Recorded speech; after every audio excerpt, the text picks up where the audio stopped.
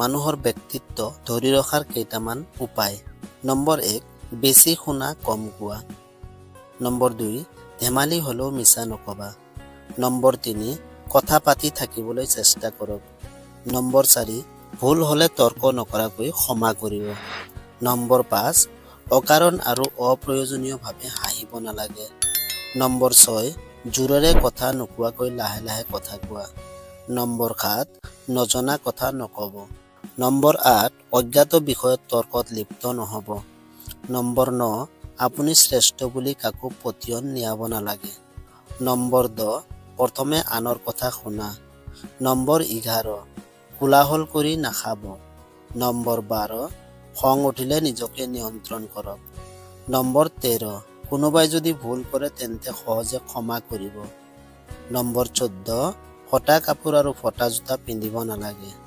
Number 15, কাকো সহজে স্পৰ্শ নকৰিব। নম্বৰ 16, পাৰিলে খুৱাব কিন্তু খাবলৈ দাবী নকৰিব।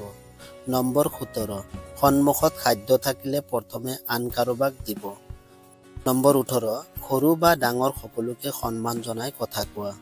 নম্বৰ 19, মুখ আৰু শৰীৰৰ দুৰ্গন্ধৰ পৰা মুক্ত হৈ থাকক। নম্বৰ 20, সদায় নিজকে সৰু বুলি ভাবিব